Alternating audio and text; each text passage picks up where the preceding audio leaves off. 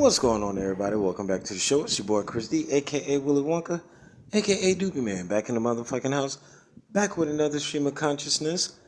And in this particular stream of consciousness, I'm about to take y'all into the mind of a Chapi.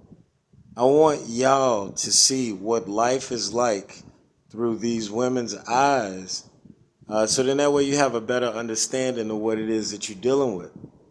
All right, so imagine you 22, 23 years old, you young, and you running with a couple of women, and all of them, they're not famous, but they're all doing better than you as far as Instagram and the TikTok and whatever.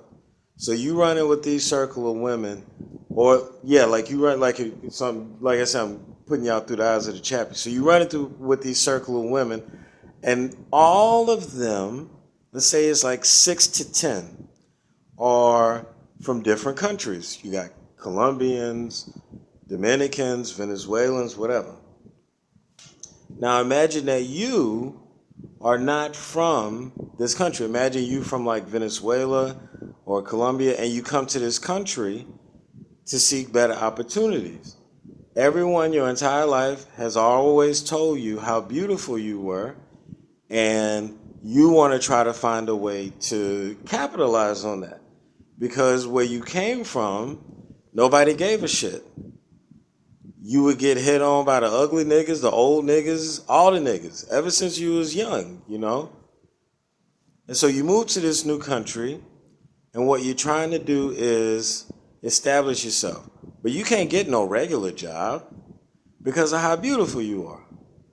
So what you end up doing is taking dates on a very high class, high level type situation.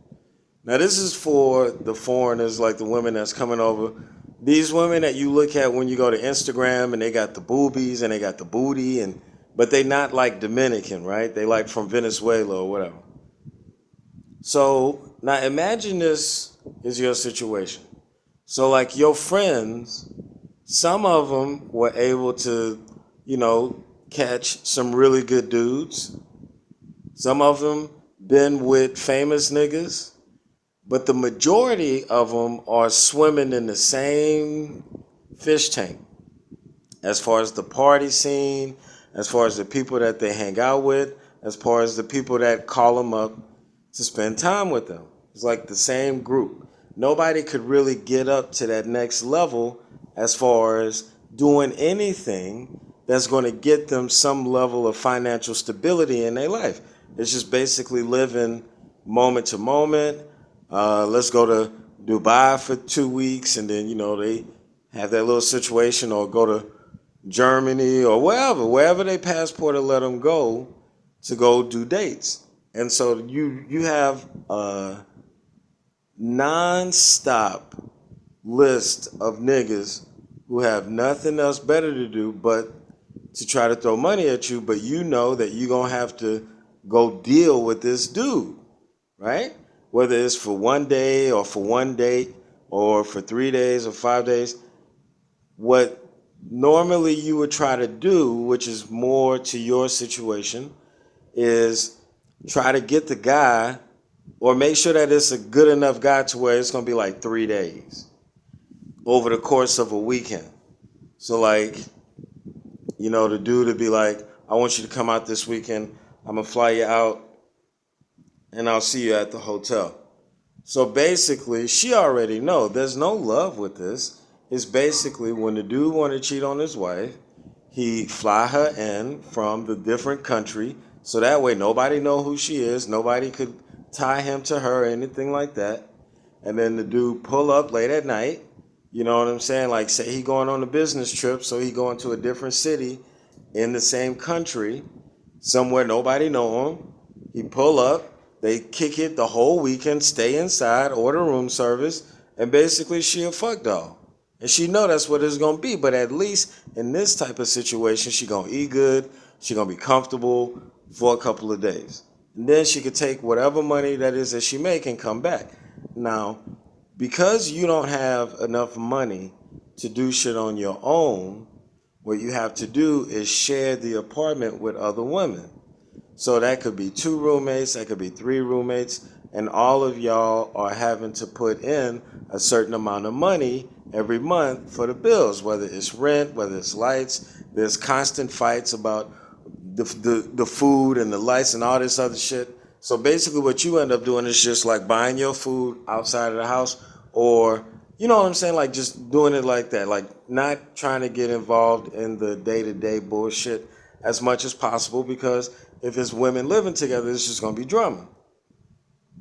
So you look forward to those moments where you get to go out for those 3-4 days, different country, different city, see some beautiful things while you waiting for the dude to get off work or whatever, or you know, let you know what time he gonna come through. But basically, you are on call for the entire weekend. It's not like you can just go out and go do things. Like maybe he tells you, listen, I'm not gonna see you until tomorrow night at 6, so here's a credit card, or he'll give you like some cash. You know what I'm saying? So that's basically how that goes. Now what happens is when they get back, they stand with these roommates. They have to try to match the lifestyle of all of those other girls that they live with.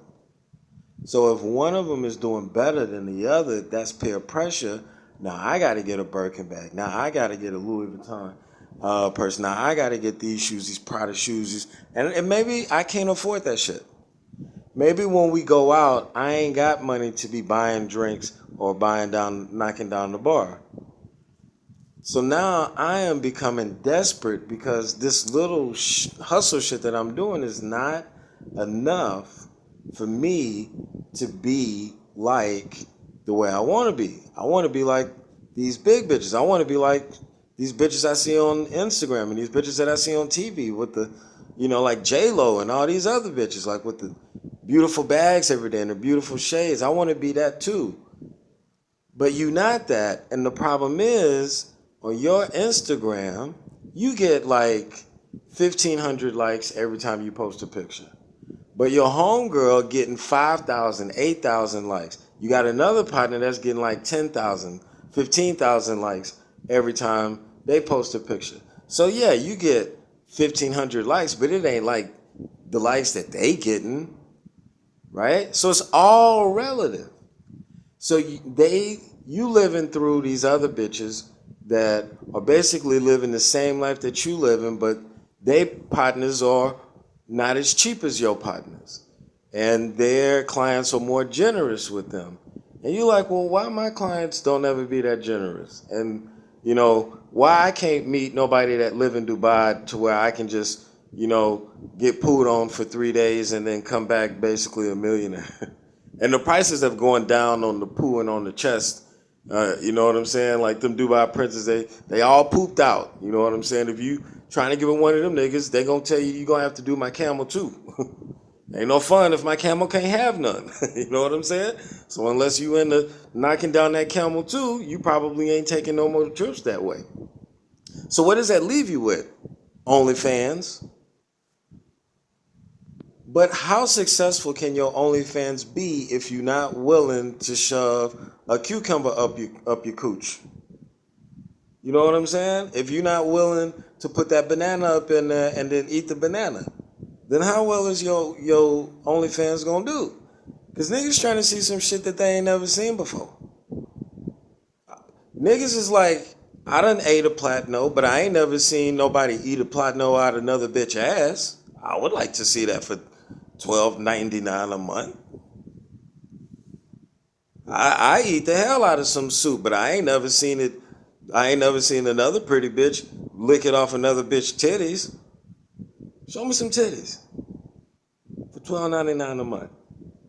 So basically, that's what you end up having to do, right?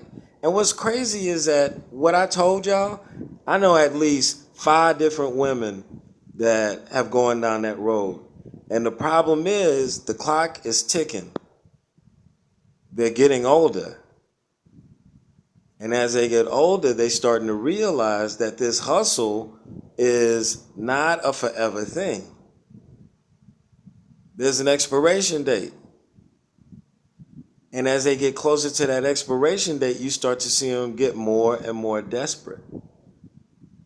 So my advice to any brother that's out here looking to bag one of these 5-star type women is it's all about timing. You got to catch them on the other side of the hustle. And there's a sweet spot in between her getting her next client and her posting sad shit on Instagram is when you could step in.